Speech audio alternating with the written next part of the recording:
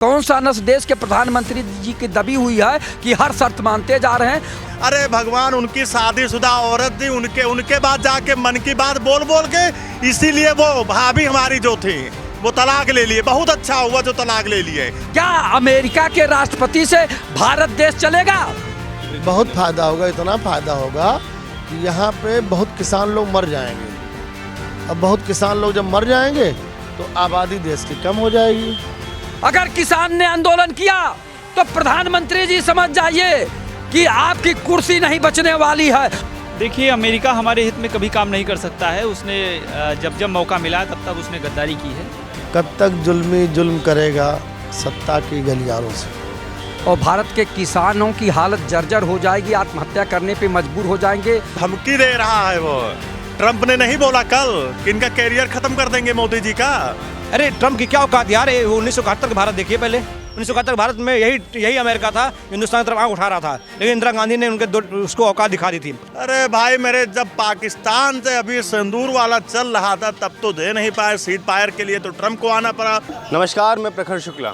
इस समय मैं मौजूद हूँ राजधानी लखनऊ में, और हमारे देश में इस समय भारत और अमेरिका के बीच में जो व्यापार समझौता को लेकर के जो बातें उठ रही हैं, जहाँ पर भारत और अमेरिका के बीच में डील का यहाँ पर जिसको आप सुन रहे होंगे फ्री ट्रेड एग्रीमेंट, यानी मुक्त व्यापार समझौता।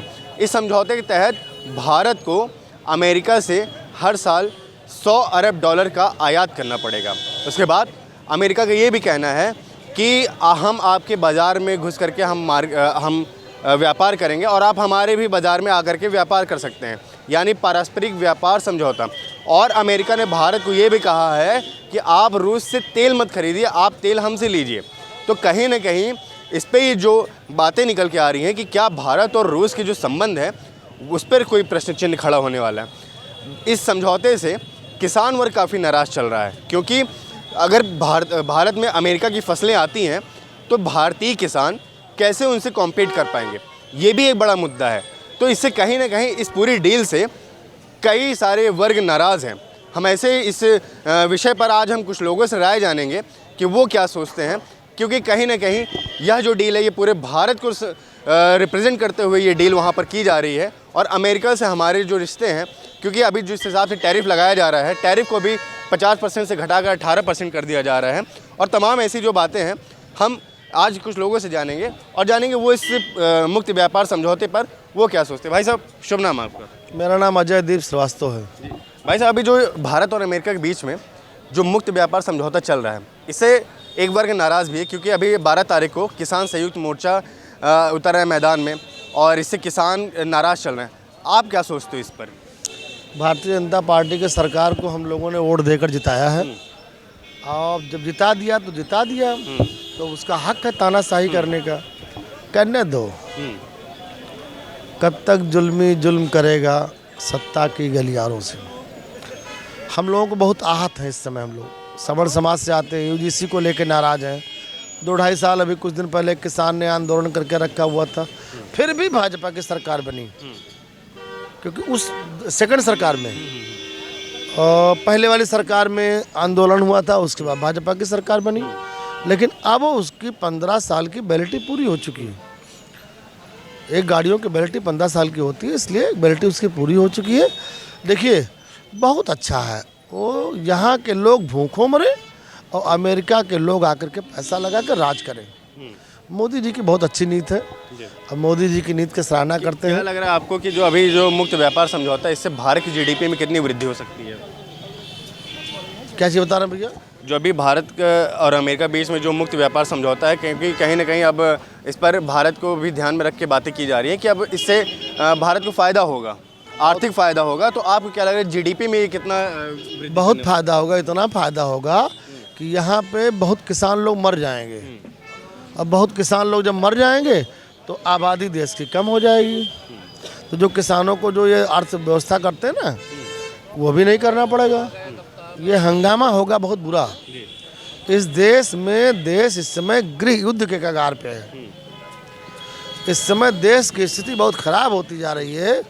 लड़ाने का जो काम किया गया, अभी कुछ दिन पहले कितना हंगामा किसानों ने किया था, वो किसी तरह शांत होकर के आया। अब हिंदू मुसलमान लड़ रहे थे, अब जो है दलित और ये लड़ रहे हैं। तो यहाँ पे देश बिल्कुल बर्बाद होता जा रहा है। और ये जो समझौता हुआ है, इससे हमारे यहाँ जितने भी लोग हैं बहुत कमज़ोर हो जाएंगे।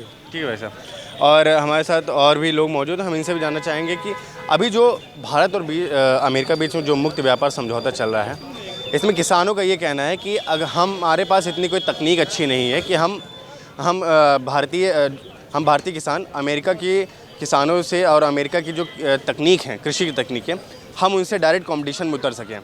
हम कहीं ना कहीं इसमें जो किसान हैं उनको अपनी फसलों की चिंता हो रही है, अपनी आय की चिंता हो रही है। किसान इससे काफ़ी चिंतित हैं और 12 तारीख को आंदोलन भी करने जा रहे हैं और इस आंदोलन को और भी बढ़ाएंगे। आप क्या सोचते हो कि इससे भारत मुक्त व्यापार जो समझौता है भारत का अमेरिका के साथ, इससे भारत को कितना फ़ायदा होने वाला है?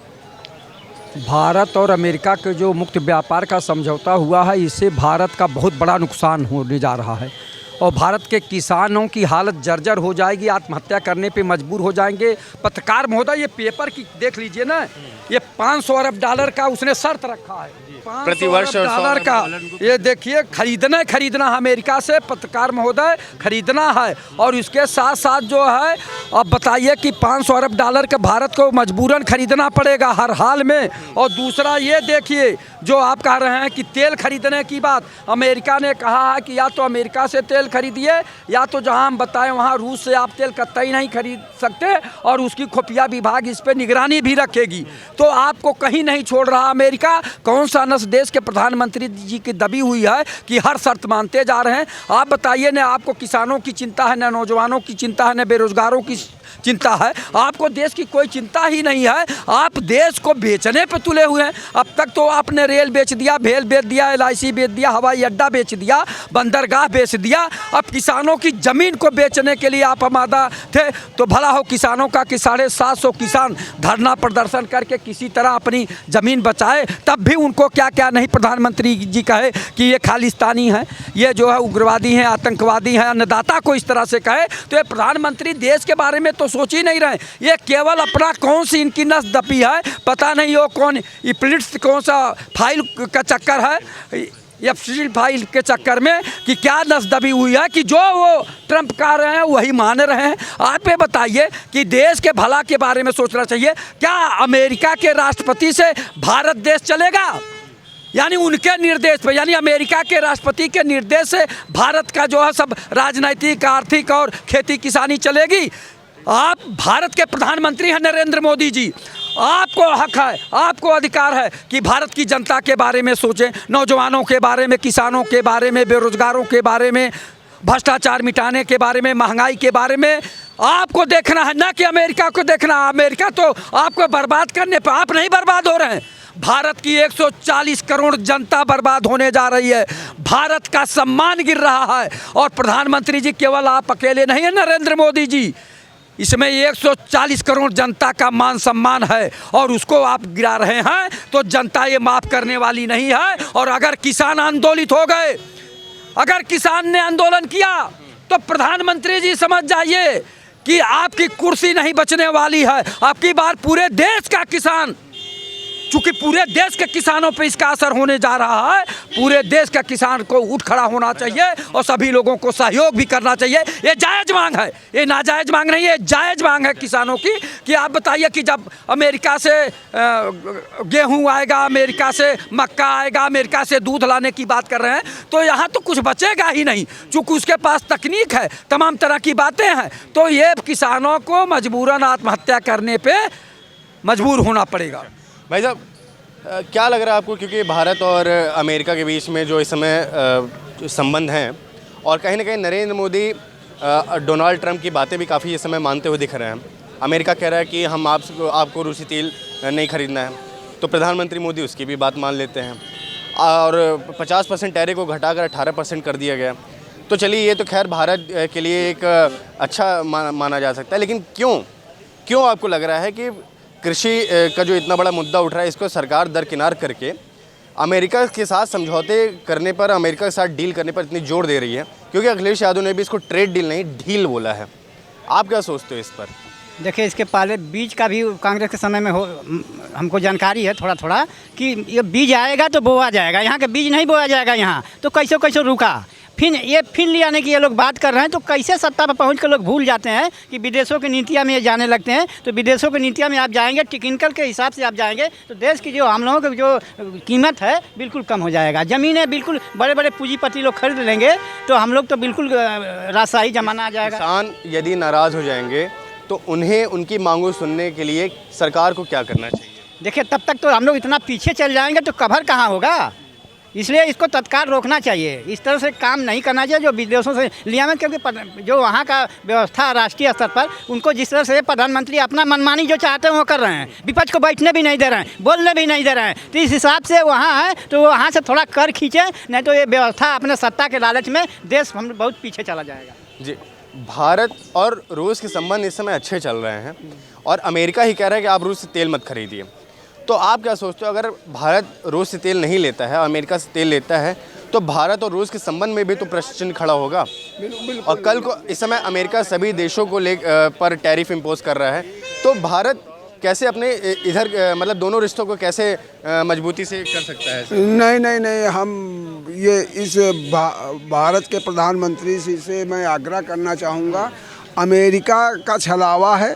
अमेरिका की बातों में न आकर के जो हमारी पुरानी टेटें से रूस से चल रही थी उनको जारी रखना चाहिए, और वो 0% टैरिफ कर दे भले ही, तब भी उसके ऊपर विश्वास नहीं, चूँकि वो किसी न किसी तरह से, चूँकि हिंदुस्तान एक इतना बड़ा बाज़ार है, उस पर हावी होना चाहता, और अगर वो एक बार हावी हो जाएगा तो देश की अर्थव्यवस्था में बड़ा समस्या आएगी। मैं इस ट्रेड के खिलाफ हूँ, और आप ठीक है आप अमेरिका से करिए, लेकिन आप रूस से भी करिए, और रूस को इग्नोर नहीं किया जा सकता, क्योंकि रूस हमारा सच्चा मित्र, सच्चा दोस्त शुरू से रहा है और हमेशा रहा है। तो उसको इग्नोर करके हो, भले ही हमको उनकी अपेक्षा कुछ इनसे महंगा पड़ रहा हो, लेकिन हम रूस को इग्नोर नहीं कर सकते। जैसे कि बगल का अगर कोई है हमारा पड़ोसी, उससे हमारे रिश्ते हमेशा अच्छे रहे हैं तो अच्छे रहने चाहिए, उससे खराब नहीं होने चाहिए। मैं इसके लिए ठीक है। भारत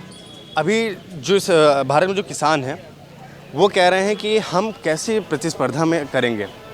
और ये बताइए, अगर भारत की जो फसलें हैं यदि वो वैश्विक स्तर पर ना पहुंच पाए, क्योंकि भारत चूँकि अन्नदाता माना जाता है और एग्रीकल्चर हमारी इंडियन इकोनॉमी की बैकबोन है। अभी बजट रिलीज़ होता है, उस पर भी जो है कृषि पर फोकस ज़्यादा नहीं किया गया, और अभी यूपी का बजट अभी रिलीज़ होने जा रहा है। आपको क्या लग रहा है कि देश में क्या ये जो फैसले जो लिए जा रहे हैं ये आपसे सहमत से लिए जा रहे हैं, या फिर जैसे भारत और अमेरिका का दीर्घकालिक प्रभाव भारत पर क्या पड़ सकता है? क्या ये समझौता भारत के हित में कितना साबित हो सकता है? देखिए, अमेरिका हमारे हित में कभी काम नहीं कर सकता है। उसने जब मौका मिला तब उसने गद्दारी की है, और अमेरिका खुद लगभग अपनी जीडीपी से लगभग 1.5 गुना ज़्यादा कर्ज में है। तो इस समय वो बौखलाया हुआ, अभी जिस तरीके से देखा वेनेजुएला से लेकर के जितने भी उसके आसपास के देश हैं उस पर जिस तरीके से उसने कब्जा किया है, और उसको हैवी क्रूड ऑयल की ज़रूरत थी। और जिस तरीके से हम देखेंगे, रसिया हमारा परम मित्र रहा है, सदा के लिए हमारी बैकबोन के तरीके से काम किया। उसने जो है एक मिसाइल बन के हमारी रक्षा करने का काम किया है। उसने बानर सेना तक भेज दिया। जब चाइना हमारे पीछे बढ़ रहा था तो अमेरिका ने पीछे से चाइना को सपोर्ट किया था, जाओ कब्जा करो, हम भी पीछे से हैं। और उस समय रसिया ने जो है एकदम पूरी तरीके से जो है कहा, अगर टच किया ना भारत को तो ख़त्म कर देंगे तुमको। तो उसी रसिया का जो अनुबंध है तेल का, उसको कैंसिल करना पड़ रहा मोदी को। मोदी वो देखो, अभी कल स्टेटमेंट ट्रंप का आया है, उसने कहा कि हम जब चाहेंगे मोदी का जो है पॉलिटिकल करियर बर्बाद कर देंगे। तो चैलेंज इस बात का है। आप ये बताइए कि अगर ट्रंप इतना ज़्यादा भारत पर हावी हो रहे हैं तो भारत को सारी बातें अमेरिका के मानने की क्यों ज़रूरत पड़ रही है? देखिए, जो अभी एप्स्टीन फाइल का जो मामला सामने आ रहा है उस पर बहुत सारी चीज़ें सामने आ भी गई हैं, और मेन स्ट्रीम की जो मीडिया है एकदम चुप है, मौन है। और इसमें बहुत सारे भारतीय राजनेता भी उसमें शामिल हैं क्या? बहुत बुरी स्तर से शामिल हैं। कौन से? अभी देखिए, हमारी बात सुनिए, इसमें एक इनडायरेक्टली आपको छुपा है आंसर। अमेरिका जो इजराइल है, इस इजराइल ने ये सब पूरी धोखेबाजी षड्यंत्र के तहत जो है सब चीज़ें उसके पास एप्स्टीन फाइल्स में जो नेता अगर शामिल भी होते हैं तो इससे भारत और अमेरिका के व्यापार से क्या संबंध है उसके? अरे यार, उसकी प्रतिष्ठा पूरी लगी हुई दांव पे। वो प्रधानमंत्री है, सब पूरा यानी वो दबाव बना रहा है। दबाव बना नहीं रहा, दबाव है इजराइल को, अमेरिका इजराइल को दबाव नहीं बना रहा है, धमकी दे रहा है वो। ट्रंप ने नहीं बोला कल कि इनका कैरियर खत्म कर देंगे मोदी जी का। तभी तो देखिए, कहा 3 से कहा 20, कहा 18 से 20, कहा से 0। अरे जनता समझ रही भाई मेरे। अभी एप्स्टीन फाइल्स में क्या है, कैसे है, ये कुछ क्लियर नहीं हो पाया अभी तक, तो हम इससे उसको नहीं जोड़ सकते हैं। नहीं, फोटो तो आने लगी है भाई। हाँ, फोटो तो आने लगी है, ये मत कहिए कि अभी क्लियर नहीं हुई है। तभी मोदी जी झुके हुए हैं, उनके चरणों में जाके गिर गए जैसे लग रहा है भाई। इतने दबाव में आ गए कि ट्रंप के चरण में गिर गए। कल ट्रंप ने जो बयान दिया है, मोदी ने क्यों नहीं जवाब दिया उसका फिर तुरंत? नहीं, अब भारत का ये हमेशा से रहा है भारत को कि वो अपने कार्यों से जवाब देगा। कहाँ से कार से जवाब? अरे भाई मेरे, जब पाकिस्तान से अभी सिंदूर वाला चल रहा था तब तो दे नहीं पाए। सीट पायर के लिए तो ट्रंप को आना पड़ा, उसने 75 बार बोला। तब मोदी जी और मोदी जी की पूरी टीम, और जो फाइल्स की बात हो रही है उसमें कौन कौन नेता है मैं खुद ही बता दे रहा हूँ। 2-4 नेता, अमित शाह है, राजनाथ सिंह है। अच्छा। और क्या, मोदी जी हो गए, कुछ मीडिया के हैं, कुछ इसमें जो बड़े स्तर के मीडिया के लोग हैं। लेकिन आज नहीं, कल ब्लैकमेल तो कर होगा। रहा है। इसीलिए देख लीजिए किसान के हित में कितना बड़ा आंदोलन 12 तारीख को होने जा रहा है। अब तो आपको क्या लगा, अमेरिका ब्लैकमेल कर रहा है हमारे भारतीय राजनेताओं? अरे भैया, अच्छा ये बताइए, कल जिस हिसाब से ट्रंप का जवाब आया, जिस हिसाब से उसने बोला है, मैं तो क्या यही ब्लैकमेल नहीं हुआ इसका? मैं यही तो कह रहा हूँ कि भारत अपने कार्यों से जवाब देगा। कब देगा? समय आने पर देगा। और क्योंकि अरे तो समय यार कल ही तो था, कल ही तो समय था जब ट्रंप ने बोला, तो कल ही बोल देते मोदी जी। बयानबाजी का दौर हमारे देश में भी चल रहा है, तो विदेशों और अंतर्राष्ट्रीय स्तर पर भी भाई मैं विदेश तो जाता नहीं हूँ, मेरे पास इतना पूंजी नहीं है, क्योंकि मैं बैकवर्ड आदमी हूँ। आज का जो मुद्दा था कि किसान इससे नाराज चल रहे हैं, और एक बहुत बड़ा वर्ग है हमारा। मैंने आपको पहले ही बताया कि एग्रीकल्चर हमारी बैकबोन है, हमारी रीढ़ की हड्डी है भारतीय अर्थव्यवस्था की। और यदि किसान नाराज रहेंगे तो उनको, क्योंकि यूपी में भी बुंदेलखंड का आप देखते हो, वहाँ पे अभी किसान त्रस्त हैं, और ऐसे में अगर मान चलिए कि किसान किसी तरीके से उठाने की कोशिश कर रहे हैं और उन पर अगर कोई विदेशी ताकत हावी होती है, तो किसान उसको कैसे टैकल कर सकते हैं? किसान अपनी समस्याएं लेके किसके पास जाए? ये बताइए, मोदी जी किसान को क्यों रुपया दे रहे हैं इस समय? 3,000-2,000 रुपया क्यों दे रहे हैं? हर महीने तिमाही क्यों दे रहे हैं? आप सम्मान निधि की बात कर रहे हैं, और क्या क्यों दे रहे हैं भाई? खाद बात देख लीजिए जाके, कितनी महंगी है। पहली बात तो मिल ही नहीं रहा है, खाद है मिल ही नहीं रहा है। और मोदी जी हमारे हर संडे को आ जाते हैं अपनी मन की बात बोलने के लिए। अरे भगवान, उनकी शादीशुदा औरत थी, उनके बाद जाके मन की बात बोल के, इसीलिए वो भाभी हमारी जो थी वो तलाक ले लिए। बहुत अच्छा हुआ जो तलाक ले लिए, न तो वो मन की बात रातों में सुनाते होंगे। आज कृषि की बात करते हैं, आज कृषि क्षेत्र की बात करते हैं। क्या लग रहा है भारतीय किसान जो अभी हैं, क्योंकि एक बहुत बड़ा तबका है, और यदि आप समझिए आज के 5 साल 10 साल बाद वो स्थिति इमेजिन करिए जहाँ एक तरफ भारत अन्नदाता है, और कल को अगर मान ली कृषि क्षेत्र के में रहने वाले जो कृषि कार्य करने वाले किसान नाराज हो जाते हैं, भारत का पेट कौन भरेगा? अगर इस ट्रेड डील से किसान को संतुष्ट नहीं होते हैं तो क्या असर पड़ेगा इस पर? देखिए, भारत की विडंबना है कि प्रधानमंत्री नरेंद्र मोदी इस देश के प्रधानमंत्री हैं। हमने सोचा था कि हमने जो है बहुत ताकतवर इंसान चुना है, लेकिन ये इंसान जो है बहुत दब्बू निकला। ट्रंप जिस प्रकार से धमकियां दे रहा है, ट्रंप जिस प्रकार से भारत का शोषण कर रहा है, भारत की मान मर्यादा को ढूमिल कर रहा है, मोदी जी एक बार नहीं बोल रहे हैं। क्यों नहीं बोल रहे भाई? इनका सीना तो 56 इंच का है, इनका सीना 56 इंच का, ये तो विश्व गुरु हैं, तो महाशक्ति है, इनका डंका बजता है, तो डंका कहाँ गया अब?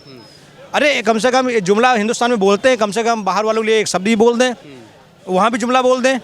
अरे ट्रंप की क्या औकात यार? 1971 का भारत देखिए पहले। 1971 भारत में यही अमेरिका था हिंदुस्तान की तरफ आँख उठा रहा था, लेकिन इंदिरा गांधी ने उसको औकात दिखा दी थी। आज मोदी जी के राज में जहाँ भारत जो है ताकतवर देश बन चुका है, शक्तिशाली देश बन चुका है, उसके बावजूद नहीं बोला जा रहा है। क्यों?